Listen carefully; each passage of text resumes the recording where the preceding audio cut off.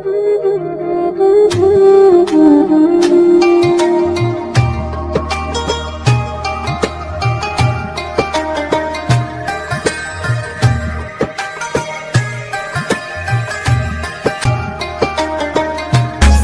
now and press the bell icon. Never miss an update.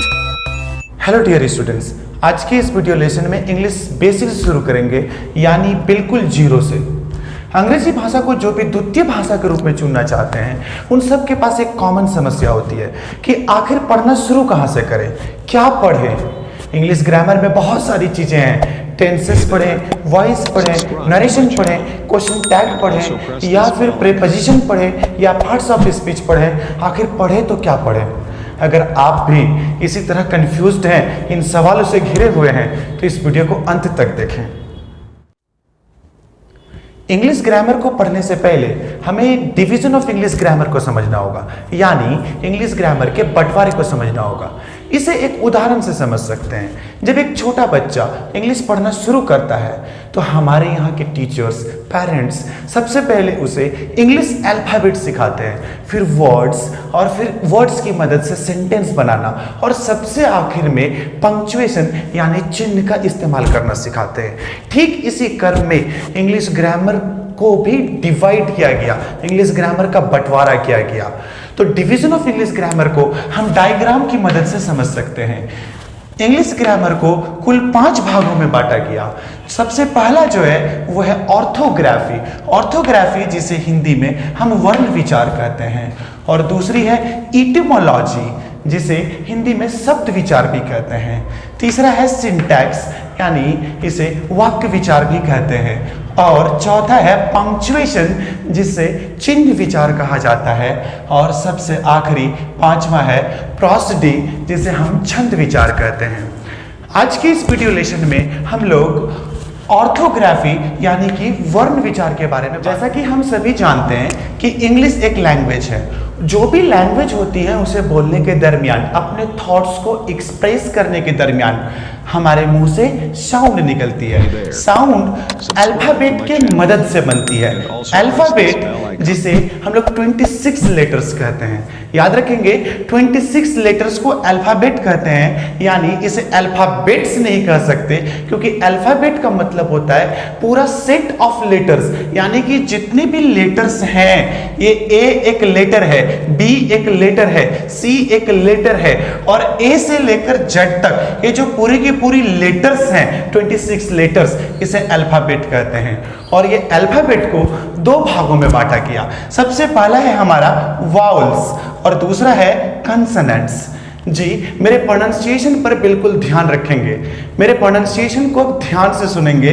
मैंने कहा कि पहला है वाउल्स और दूसरा है आपका कंसोनेंट्स। इसे कॉन्सोनेंट्स नहीं, इसे कंसोनेंट्स बोलते हैं। तो अल्फाबेट को 2 भाग में तोड़ा गया, पहला वाउल्स और दूसरा कंसोनेंट्स। वाउल्स जो कि ए ई आई ओ यू, ये 5 के 5 वाउल्स हैं, और जो रेस्ट बच जाते हैं, इन सारे बचे हुए रेस्ट को हम लोग कंसोनेंट्स कहते हैं। तो यानी ये कहा जा सकता है कि वाउल्स 5 होते हैं और कंसोनेंट्स 21 होते हैं। लेकिन सवाल एक ये है, एक बहुत अहम सवाल है कि आखिर वाउल्स इसे क्यों कहा जाता है। मतलब इस 26 लेटर्स में से सिर्फ इन 5 को ही वाउल्स क्यों कहा जाता है। जी, ये बहुत अहम सवाल है, क्योंकि जब आप किसी बच्चे को पढ़ाएंगे या फिर जब आप किसी को समझाएंगे कि ये 5 वाउल्स होते हैं, तो वो बच्चा आपसे पूछ सकता है कि आखिर ये 5 ही वाउल्स क्यों है। तो इसका जवाब है कि वाउल्स जो होते हैं उसे वोकल साउंड कहा जाता है। मतलब एक ऐसा साउंड होता है जो वोकल कॉर्ड से बाहर निकलती है। वोकल कॉर्ड से ये बाहर निकलती है, इसे हम लोग इसलिए वोकल साउंड कहते हैं। और जो वोकल साउंड होती है वो बिल्कुल एफर्टलेस साउंड होती है, उससे बिना एनर्जी के, बिना ताकत लगाए आप बोल सकते हैं। चाहे वो कितना भी बीमार इंसान हो, चाहे वो कितना भी लाचार इंसान हो, अगर उसे ए ई आई ओ यू की साउंड को निकालने के लिए कहा जाए, मतलब कि बिना लिप्स का इस्तेमाल किए, बिना तिथ का इस्तेमाल किए, बिना टंग का, बिना बॉडी का इस्तेमाल किए, बहुत आसानी से, एकदम बिल्कुल एफर्टलेसली, बिना किसी एनर्जी के इसकी आवाज को निकाला जा सकता है। जैसे कि एक गूंगा इंसान भी बोल सकता है आ, एक गूंगा इंसान बोल सकता है ई, एक बीमार इंसान भी ऊ बोल सकता है। मतलब ये जो सारी आवाज होती हैं ये वोकल कॉर्ड से बाहर आती हैं, एकदम एफर्टलेस साउंड होती हैं, इसमें कोई एनर्जी नहीं लगता, इसीलिए हम लोग इसे वोकल साउंड कहते हैं और इन 5 को वाउल्स कहते हैं। और इसमें कुछ बातें होती हैं, वाउल्स हम वॉइसेस लेटर्स को कहते हैं, यानी इंग्लिश अल्फाबेट के वैसे लेटर्स को वाउल्स कहते हैं जिसकी अपनी आवाज होती है। मतलब कि अगर आप ए को तोड़े तो आप तोड़ नहीं सकते, आपको बार बार इसे ए इस तरीके से आपको बोलना पड़ेगा। मतलब आप इसकी आवाज को नहीं तोड़ सकते। जैसे कि ई को, आप ई को भी नहीं तोड़ सकते, ई इसी तरीके से आपको इसे बोलना पड़ेगा। तो जिसकी आवाज नहीं तोड़ी जा सके ऐसे लेटर्स को हम लोग वाउल्स कहते हैं, यानी इसकी अपनी आवाज होती है और इसकी आवाज तोड़ी नहीं जा सकती, इसीलिए हम लोग इसे वाउल्स कहते हैं। हमारा दूसरा है कंसोनेंट्स। ये जो कंसोनेंट साउंड होती है, ये जो कंसोनेंट साउंड होती है, ये बिना लिप्स के, तिथ के, या बिना टंग के, या बिना बॉडी के बोले ही नहीं जा सकती। जैसे कि आप इसे बोलकर देखें बी, क्या आप बिना लिप्स का इस्तेमाल किए बी बोल सकते हैं? आप एक बार कर देख लें, एक बार आप खुद ट्राई करके देखें बी। तो क्या एक गूंगा इंसान बी को प्रोनाउंस कर सकता है? नहीं, बी का प्रोनाउंसिएशन नहीं कर सकता। जब तक उसकी जबान और अपने लिप्स को वो बिल्कुल सही तरीके से इस्तेमाल नहीं करे, तब तक वो बी का सही प्रोनाउंसिएशन नहीं कर सकता, कोई नहीं कर सकता। सी हमने क्या किया? अपने जबान को दांत के पास लेकर आया। डी इस बार अपनी जबान को तालू के पास लेकर गया, यानी उसे मोड़कर तालू पे सटा दिया। तो ऐसे साउंड जिसे लिप्स, तिथ, टंग या बॉडी के मदद से बोला जाए, जिसकी आवाज वोकल साउंड से नहीं, वोकल कॉर्ड से नहीं निकले, जिसकी आवाज वोकल कॉर्ड से नहीं निकले, वैसे ही हम लोग कंसोनेंट साउंड कहते हैं। इसकी अपनी साउंड नहीं होती है। मतलब जब आप बी बोलते हैं तो बी के साथ आप ई भी बोलते हैं, बी ई, मतलब इसमें एक साउंड है ई। उसी तरीके से सी, यानी इसमें भी एक साउंड है ई, सी। उसी तरीके से डी, इसमें भी एक साउंड है ई। इसी तरीके से आप जिसको भी बोले, जितने भी लेटर्स यहां कंसोनेंट्स में लिखे हुए हैं, इसकी अपनी साउंड नहीं है। जैसे कि इसको देख ले, एफ, एफ, यानी कि इसकी अपनी साउंड नहीं है, ओन साउंड इसकी नहीं है।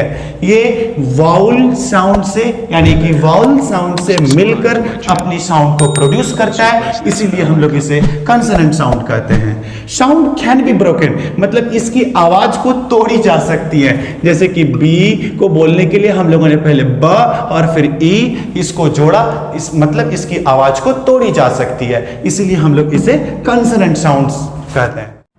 तो फाइनली हमने सीखा कि इंग्लिश लैंग्वेज है, इंग्लिश लैंग्वेज की में साउंड होती है और वो साउंड अल्फाबेट से बनी होती है। अल्फाबेट 26 लेटर से मिलकर बना होता है और इसे 2 भाग में तोड़ा गया, वाउल्स और कंसोनेंट्स।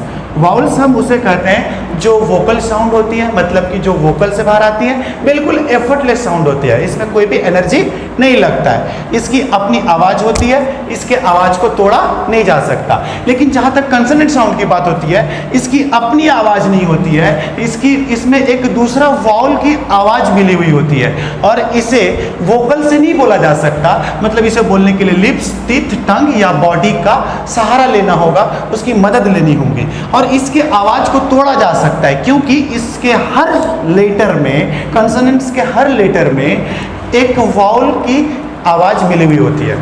वाउल्स और कंसोनेंट्स पढ़ने के बाद अब आप ये सोच रहे होंगे कि सेमी वाउल किसे कहते हैं। तो सेमी वाउल W और Y को सेमी वाउल कहा जाता है, लेकिन इसे कंसोनेंट्स की तरह ही ट्रीट किया जाता है क्योंकि इसकी भी आवाज़ को तोड़ा जा सकता है, तो इसे कंसोनेंट्स की तरह ट्रीट किया जा सकता है। लेकिन फिर भी अगर ये सवाल किया जाए कि सेमी वाउल किसे कहते हैं, तो सेमी वाउल में हम लोग W और Y को रख सकते हैं। इसे सेमी वाउल आखिर क्यों कहा जाता है, इसे सेमी वाउल्स आखिर क्यों कहा जाता है? क्योंकि सेमी का मतलब होता है हाफ, मतलब कि आधा।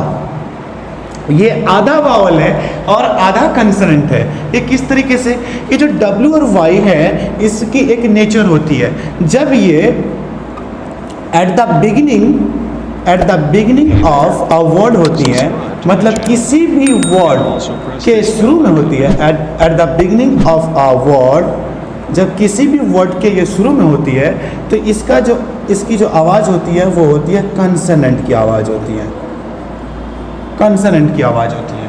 लेकिन जब ये इन द